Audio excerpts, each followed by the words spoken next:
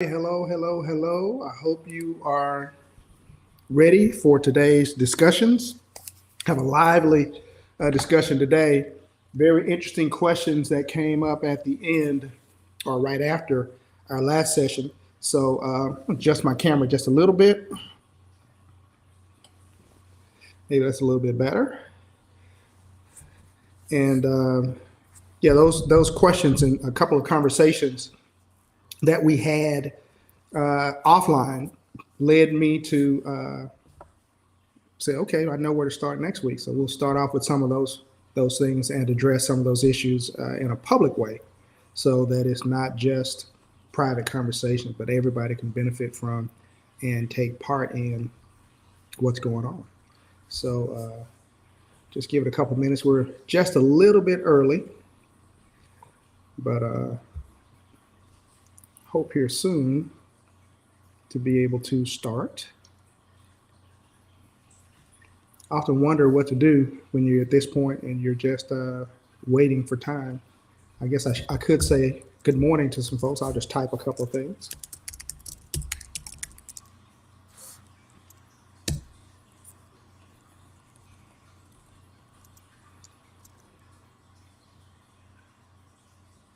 Yeah, that's what we'll do.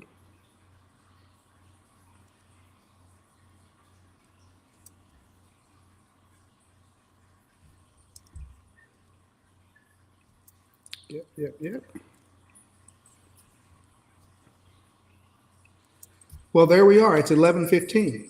So let's go ahead and get this thing going. Looking forward to today's discussion, because what happened was that last week, as we ended, had someone ask a question that was very, very, very good question about our youth and about where things were headed in our country. And so I wanted to make sure I addressed those things. Because the concept of church is not, I think I have a little echo. I'm going to cut this thing off. Matter of fact, I was going to say I tried to be too cute today. So please forgive me for walking off camera. The concept of church is that we are a group of people, or we were called out to be a group of people who would do one thing primarily. And so I wonder if it would really shock you if you knew that Julius Caesar had a church before Jesus had one. And that even before Julius Caesar had a church, the ancient Greeks had a church. And the church was not what we think of as a place where people gather and worship and sing songs and usher boards march and all those things happen. But instead, Jesus's idea was borrowed from the ancient Greeks. It was borrowed from the Romans. And it was this: when I take over a new land, a new area, a new country, I need someone who's going to go in and create legislation so that I can understand, so they can understand what I want in that new land. So the legislation would basically express the mind of the emperor, the mind of the king, the mind of Caesar in that new area. So Jesus takes that concept and brings it over here to his kingdom, not the world's kingdoms, but to his kingdom.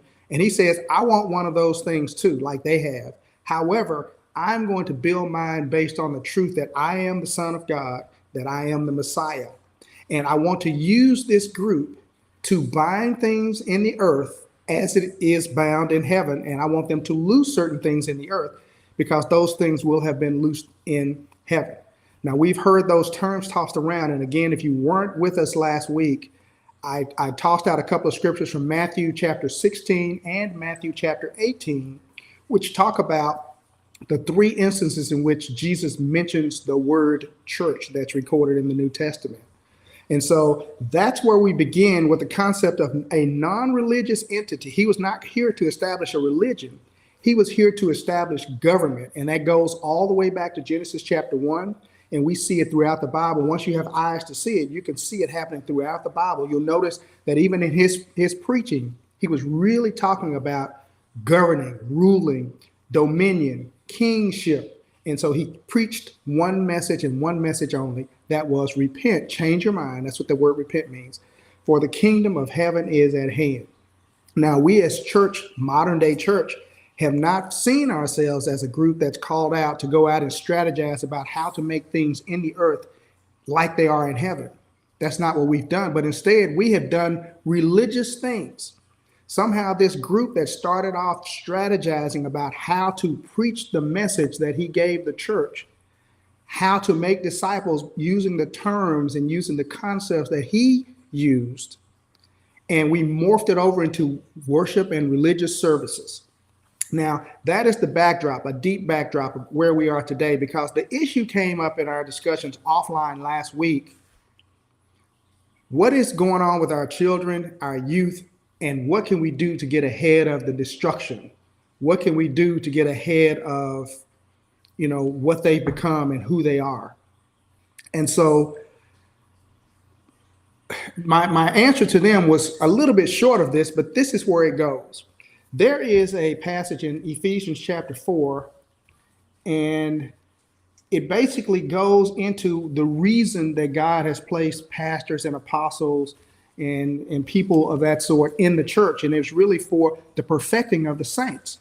Now, to shortcut that explanation and that description, if we were to take that a little bit further, it's not the perfection of the saints for work in the church. It's perfection of the saints also, if not more importantly, for their work out in the world.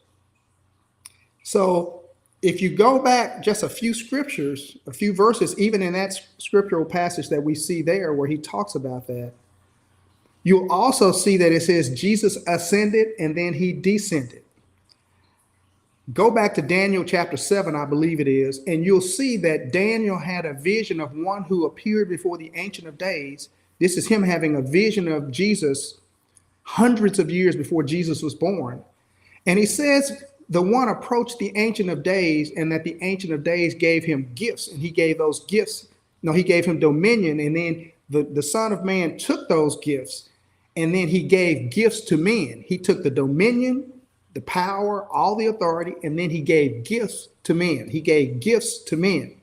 We have each been provided spiritual gifts, and nobody talks as much about spiritual gifts as they do natural talents and other things. Romans chapter 12, 1 Corinthians chapter 12. We have been given spiritual gifts that are manifested in our lives in different ways. Now, those gifts are primarily given to us so that we can serve the church. We can serve one another. We're supposed to use spiritual gifts in our service to one another, but we are also empowered, and it may be a totally different look when it goes outside of the church, because maybe outside of the church, I'm a lawyer. And inside of the church, my spiritual gift is teaching, and it may be exhortation. I don't necessarily believe that just because I have expertise, skill, experience, training as a lawyer, that my training qualifies me to be a lawyer for the church. It could be that that's what happens, but my role, my spiritual role, is different in the church than it may be outside of the church. It may be expressed in a different way. I may still have the same gifts, the same talents. Now, why do I say this, and what does this have to do with our youth? If the church fulfilled its obligations to perfect the saints, then the saints as children, the saints as parents, the saints as leaders and teachers would learn who they are in Jesus as they are using and supplying their service, their giftedness. We would be in a better place to find out the true expression for the outside ministry, the outside life that they live. And so children would be valued, and their passions would be valued and encouraged, and the church would be what God uses to help polish off their interests and to encourage them and to express them and to fine tune what those things should look like. And so we would see the church then showing itself strong by helping produce better doctors, better lawyers, better craftsmen, better musicians, better clerks, better drivers, better mechanics, because the church will have valued that person and their spiritual gifts will be sharpened the eyes of their understanding, even the vision that God has for them could be better expressed, would be better realized because of the church doing what it's supposed to do. The church is not here to have worship services, not based on Jesus's design. The church was supposed to figure out how to strategize, how to ensure that the power of God is manifested in people's lives so that it's done in the earth like it is in heaven. And God was always about dominion. God was always about that. Even from Genesis chapter 1, he says, male and female, he created he them, and he gave them dominion. And so when man sinned, when man disobeyed God and gave their allegiance to Lucifer instead, man still had the dominion over the earth, but he did not have God's assistance. He was not in consultation with God about how that came out. And so as a result, you have generations of children who are born who never become what God intended for them because they don't even value who they are. They don't value what God has done for them. They don't value what God is trying to do through them. But instead, they figure out other ways to express dominion. They join a gang. They join friends who make them feel more powerful, who give them validation. But if we as the church were focused on sticking to the basics, what did Jesus ask us to do? How did he want us to do it? And if we only preached the message that he gave us to preach, revelation would occur such that we would see young people in droves pushing their way into the kingdom of heaven, trying to figure out how to get in it and expressing that throughout their lives. And so, this is just one of those kind of sticky things where we have gotten off the mission, the message, and the purpose that Jesus initially established for the church. And so for the next few weeks, this is the subject matter for what we'll be talking about. We will be talking about dominion. We'll be talking about the church. What is the church? Who is the church? And what does the church mean to me? I mean, the church in its proper role, in my estimation, would not only help me to identify my spiritual gifts from Romans chapter 12 and 2 Corinthians chapter 12. And I'm not talking about one of those spiritual assessment tests. I haven't seen one that I really like it. I said one day I need to maybe try to tweak it and maybe make one of my own. But the spiritual giftedness that we all have is something totally unique and totally different than what we have used it for. And so we don't see us having gifts to serve other people. We see gifts for the purpose of our own preservation, our own advancement. But Jesus gave us gifts to serve each other. Our first service, our primary service should be to the church, to each other.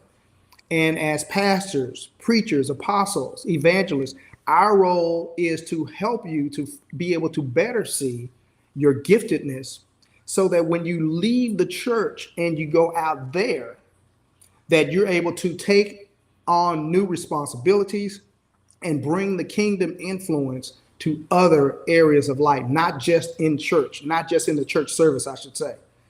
We're just not called to be the huddle for the purpose of blessing the door. Bless the door, oh my soul. You know the song, bless the Lord, oh my soul. It's not that we don't bless him. It's not that we don't glorify him. It's not that we should not worship him. But when we get together as church, it really is by his design supposed to be so that we can become him as he's now seated in heaven, that we can continue his ministry. And that's why he said, these things and greater things shall you do, because I'm going to go to my Father. And not only am I going to do that, I'm going to make sure you have the power to do it. And so we as modern day Christians, and we don't desire to be disciples. We want to be Christians. We find a church service that suits us with the kind of music that we like, that's convenient to our house, and that has a preacher or a pastor who will give us the word the way we want it, as opposed to saying, Lord, where do I go? What should I do? Where do I need to be to hear about your kingdom so that I am making it in my life in the earth like it is in heaven? And see, we depend upon a church that requests I shouldn't say request is not a good, that leads us to think and emphasize more on where we're going as opposed to what we're supposed to do and be while we're here. Because Jesus was not trying to, he didn't come to get us to come to heaven. No, he came to get us to bring heaven to the earth. And so people don't like to hear that because there are things in scriptures in the Bible which say stuff like, there's going to be a new heaven and a new earth. And we don't want to think about that because we think that once we leave this place, once we die, we're just going to walk around heaven all day. And every day is going to be Sunday and the Sabbath will have no end, all that kind of stuff. But I have a feeling we're going to wind up right back here because he still wants the same things he wanted in Genesis chapter 1. And again, he's trying to give you healing and really dominion over and rule over your body so that sickness can't take you out of her. He's trying to give you things that have you staying in the earth longer. That's why he has healing. Healing is just really an expression of dominion over your body. And will the curse of the law, the curse of the devil, the curse of generations prevail in your body? Or will the dominion of God, the word of God, be what prevails in your body? It's an issue of prevailing. It's an issue of dominion. And so I got off the topic just a little bit about our young people because it's a really broad topic and discussion. But when we start raising up children who know who they are in God, I think that the society will reflect the church. And to the extent we see now, we have gun violence and we have assault weapons bans and we have racism and we have, regional biases and those things. The church was in the best position to ensure that those things never grab strongholds.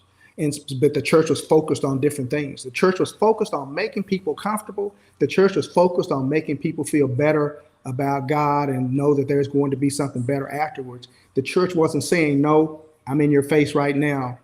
You need to do something about this storm that is rising. You need to speak to the storm and tell it, peace, be still. You need to lay hands on the sick and see them recover. That's a specific instruction from Jesus. You need to be telling people, hey, they need to change their mind because the kingdom of heaven is at hand. Again, another specific order, instruction from Jesus. And so as we continue, I'll look forward to seeing you again. I thank you for taking the time. Thank you very much for taking the time to join me.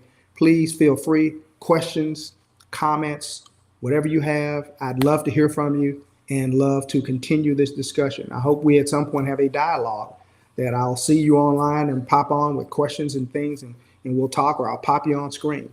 So may God bless you and he keep you. I'm going to look and just make absolutely sure I don't see anything else that's going on. I don't see any other chats. So God bless you. I look forward to seeing you again soon.